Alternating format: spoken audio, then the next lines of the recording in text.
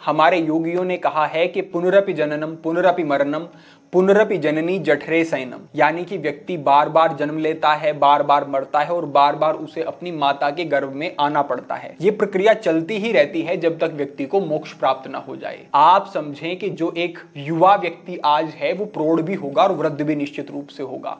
अब आपका प्रश्न होगा कि जब ये प्रक्रिया चल ही रही है, चलनी ही है, तो इसमें हम क्या कर सकते हैं? फिर तो हमें वृद्ध होना ही है। देखिए, इसमें आपके नियंत्रण में भी एक बड़ा भाग आता है। बड़ा भाग ये है कि आप लंबे समय तक अपने आप को ऊर्जावान रख सकते हैं। आपके ऊपर बुढ़ापे के लक्षण लंबे समय तक प्रकट ना हो, आप ये निश्चित रूप से कर सकते हैं। आप अपनी क्षमताओं को हर तरीके से बढ़ा सकते हैं और इसी विषय में आज हम आपके साथ ये मार्गदर्शन साझा कर रहे हैं। इसे आप ऐसे समझें कि व्यक्ति की दो प्रकार की आयु होती है। एक होती है क्रोनोलॉजिकल एज और एक होती है बायोलॉजिकल एज। क्रोनोलॉजिकल एज यानी कि आप कितने साल के हो गए हैं। आप 10 साल के हैं, 20 के हैं, 50 के हैं, ये आपकी आयु हो गई। बायोलॉजिकल एज वो है कि आप उस समय पर कैसा अनुभव करते हैं, आपकी ऊर्जा का स्तर कैसा है, आंतरिक रूप से आपकी शरीर की प्रणाली कितनी बेहतर तरीके से काम कर रही है। और ये पाया गया है कितने ही व्यक्तियों के ऊपर कि उनकी उम्र तो 50 साल है, 60 साल है, लेकिन आंतरिक रूप से वो 20 साल के ही हैं, 25 साल के ही हैं। और निश्चित रूप से ऐसा किया जा सकता है, आंतरिक रूप से अपने आप को बेहतर रखा जा सकता है। ये कैसे किया जा सकता है? देखिए, बुढ़ापा क्या है? बुढ़ापा है जब आपकी कोशिकाएं बननी कम हो जाती हैं, टूटती ज्यादा हैं और आपकी कोशिकाएं ठीक तरीके से अपना फंक्शन नहीं कर रही होती हैं, तो व्यक्ति के शरीर में अनेक प्रकार के विकार आने लगते हैं, अनेक प्रकार के लक्षण दिखने लगते हैं और अपनी क्षमता को शरीर खोने लगता है और बुढ़ापे की ओर व्यक्ति बढ़ जाता है। अब अगर इन्हीं कोशिकाओं को बेहतर स्थिति में पहुंचा दिया जाए, इनकी जो टूटने की दर है उसको कम कर दिया जाए और इनकी फंक्शनिंग को बेहतर कर दिया जाए, तो आप लंबे समय तक बेहतर अनुभव करेंगे। और ऐसे ही अभ्यास हम आपके साथ यहां पर साझा करने वाले हैं आगे। साथ ही साथ अब आप एक और दृष्टिकोण समझ लें इस विषय में, योग क्या कहता है। योग के अंतर्गत कई ऐसे अभ्यास बताए गए हैं जिसमें कहा गया है कि योगी अपनी सांस को आधे घंटे तक अंदर ही रोके, अंतः कुंभक करे, 1 घंटे तक रोके, 2 घंटे तक अपनी सांस को अंदर ही भरे और रोके। क्या एक सामान्य व्यक्ति के लिए संभव है? बिल्कुल संभव नहीं है, लेकिन एक योगी के लिए यह निश्चित रूप से संभव है और हमने ऐसे उदाहरण देखे हैं। आप समझें कि जब योगी इतने लंबे समय तक अपनी सांसों को होल्ड कर लिया करते, रोक लिया करते, तो वो लंबे समय तक फिर जी सकते थे, क्योंकि योगिक सिद्धांत कहते हैं कि जितनी तेज आपकी सांसें होंगी, आप कम समय में जितनी अधिक सांसें लेंगे, उतनी ही आपकी आयु कम हो जाएगी। योगी जब इतना अधिक विस्तारित अपने श्वसन को कर लेते तो उनकी आयु कई 100 साल और हजारों सालों में भी हो जाती थी। तो ऐसा ही कुछ अभ्यास हमें करना होगा और जितना हम कर सकते हैं उतना अपने श्वसन को हमें विस्तारित करना होगा। साथ ही योग के अंतर्गत ये भी कहा गया है कि जो आप ये सांस लेते हैं, ये कोई सामान्य सांस नहीं है, ये प्राण ऊर्जा है। ये प्राण ऊर्जा आपके पूरे शरीर में नाड़ियों के माध्यम से फैलती है। आपके पूरे शरीर में नाड़ियों का एक जाल बिछा हुआ है, इनकी संख्या 72,000 है। ये नाड़ियां आपके शरीर के विभिन्न अंगों से जुड़ी हुई होती हैं। जब इन नाड़ियों में प्राण का प्रवाह ठीक तरीके से होता है तो आपके शरीर के सभी अंग ठीक से काम करते हैं। और जब ये एनर्जी चैनल्स, नाड़ियां ब्लॉक होनी शुरू हो जाती हैं तो आपकी जो ऊर्जा है वो कुंद होने लगती है, शरीर में फैलती नहीं है ठीक प्रकार से और उसके शारीरिक और मानसिक प्रभाव होते हैं। तो हमें यहां पर अब आगे बढ़ते हुए 2 काम करने हैं। पहला ये कि अपने श्वसन को बेहतर करना है और इसको बेहतर विधि से आपको कैसे लेना है वो समझना है। दूसरा, इन नाड़ियों में ठीक तरीके से प्राण का प्रवाह हो, इसके लिए हमें एक अभ्यास समझना होगा। अब हम आगे बढ़ते हैं और इन्हीं 2 अभ्यासों को समझ लेते हैं। सबसे पहले हमारा अभ्यास है कि आप अपनी नाड़ियों में जो ब्लॉकेज आ जाती हैं उनको कैसे ठीक कर सकते हैं, या फिर आपके अंगों तक ऊर्जा ठीक से पहुंचे, इसके लिए क्या कर सकते हैं। सबसे पहला जो हमारा अभ्यास है, इसके लिए आपको थोड़ा सरसों का तेल, तिल का तेल या फिर घी ले लेना है और इसको अपनी कलाई पर इस तरीके से यहां पर इसकी मालिश करनी है। इस तरीके से मालिश करने के बाद अपनी उंगलियों का इस तरीके से एक ऐसी स्थिति बना लेनी है और यहां से थोड़ा सा कस के आपको पकड़ना है और इस तरीके से इस हाथ को यहां पे घुमाना है।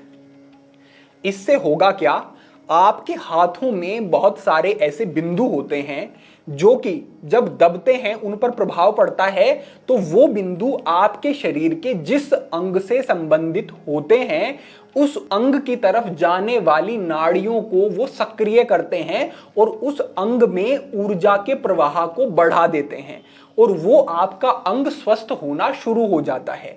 इसी तरीके से ये जो पॉइंट्स के माध्यम से चिकित्सा की जाती है, ये ऐसे ही मर्म चिकित्सा काम करती है।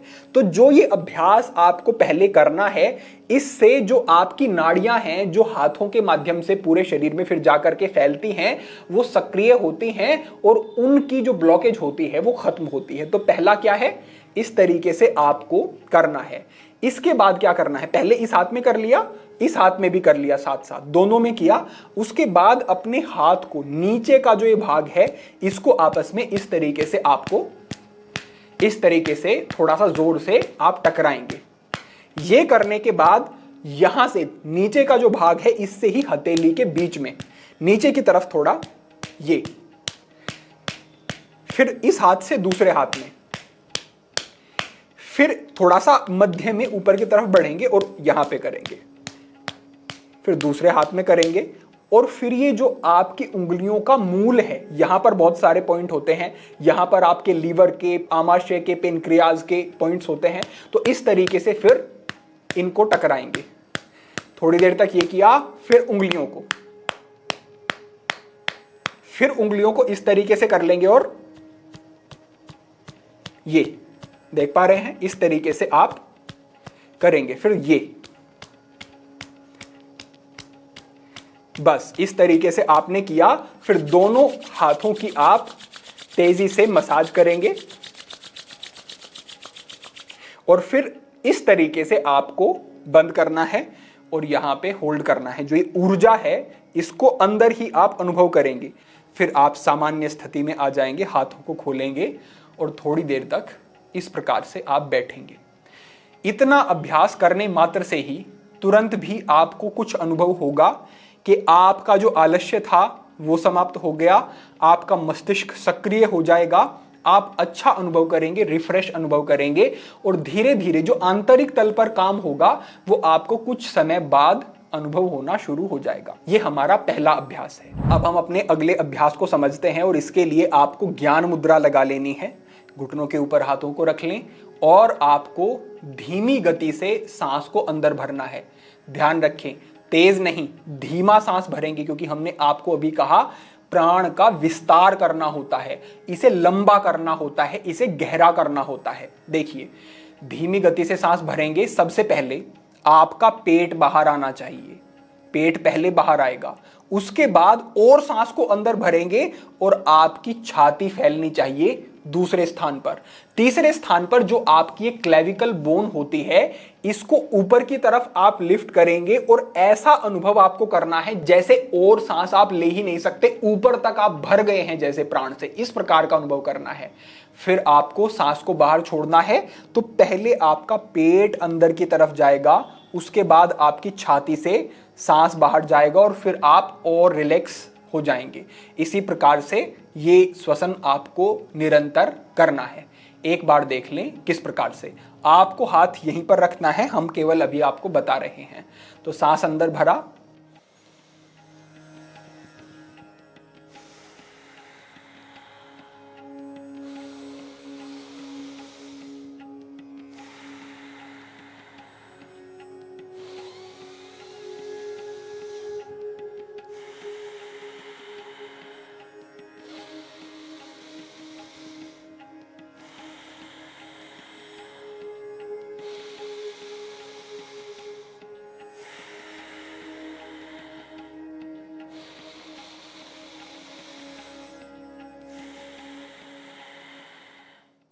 इस प्रकार का आपका ये अभ्यास रहेगा। अगर आपने इस अभ्यास को केवल 10 मिनट तक कर लिया तो 10 मिनट ये अभ्यास करने के तुरंत बाद आप जो अनुभव करेंगे वो विशेष अनुभव होगा। तुरंत बाद आपको सहज लगेगा, आपके शरीर में हल्कापन आपको अनुभव होगा। कहा गया है प्राणायामाल लाघव, यानी कि प्राणायाम के अभ्यास से शरीर में हल्कापन होता है और वो तुरंत आपको हल्कापन अनुभव होगा, आपको एक ठंडक अनुभव होगी और आपके मस्तिष्क की तरफ और पूरे शरीर में आपको ऊर्जा का संचार अनुभव होगा। ये अभ्यास जब आप करते हैं तो प्राण वायु शरीर में बहुत अधिक बढ़नी शुरू हो जाती है और आप अपने लंग्स का मैक्सिमम यूज कर पाते हैं। आपके लंग्स जो आप छोटी छोटी सांस लेते हैं उसकी वजह से केवल ऊपर की जो लोब होती हैं आपके लंग्स की, वहीं पर ऑक्सीजन जाती है और नीचे की लोब जो हैं वो एक्टिव हो ही नहीं पाती हैं और ग्रेविटी के कारण जो अधिक ब्लड होता है वो आपके लंग्स की नीचे की लोब में ही होता है। तो जब आप गहरा सांस लेंगे तो ज्यादा प्राणवायु अंदर जाएगी, लंग्स आपके ज्यादा खुलेंगे और नीचे की तरफ जो अधिक मात्रा में ब्लड है वहां तक ऑक्सीजन ज्यादा पहुंच पाएगी और पूरा शरीर आपका ऑक्सीजन से भर जाएगा। और इससे बेहतर आप अपनी कोशिकाओं के लिए कुछ और कर ही नहीं सकते हैं। इससे बेहतर एंटी एजिंग का कोई दूसरा तरीका हो ही नहीं सकता है। देखिए, आप अपने कार्यों को करते हुए, सामान्य जीवन जीते हुए कई सौ साल की आयु तो प्राप्त नहीं कर सकते हैं, वो तो योगिक साधनाएं होती हैं, लेकिन हम ये आपको अवश्य कह सकते हैं जो कहा गया है कि जीवेम शरदः शतम्, कि हम 100 साल तक जिए और 100 साल तक हम पूरे आरोग्य स्वास्थ्य के साथ जिए, रोगों के साथ नहीं। वो आप निश्चित रूप से कर सकते हैं। बस इन अभ्यासों को आप अगर करते हैं तो ये अभ्यास ही आपके लिए अद्भुत होंगे, कायाकल्प करने वाले होंगे और आपको इनसे बड़े अच्छे लाभ देखने को मिलेंगे। तो इस प्रकार का आज का हमारा ही मार्गदर्शन था। हमारा प्रयास है कि आप सामान्य तरीकों से अपने जीवन शैली में आप अच्छे बदलाव करके और छोटे छोटे अभ्यास करके बड़े बदलाव अपने जीवन में देखें, जिससे कि आपको दवाइयों से आप बचें और आपको डॉक्टरों के चक्कर ना काटने पड़े, आपका जीवन ठीक प्रकार से चले। यही हमारे प्रयास हैं, इसी दिशा में हम कार्य कर रहे हैं। तो आज के लिए आपके लिए यही मार्गदर्शन था। भविष्य में अन्य महत्वपूर्ण विषयों पर मार्गदर्शन होता रहेगा। सभी के लिए प्रार्थना, सभी के लिए मंगल कामना। आज के लिए इतना ही। ओम नमः शिवाय।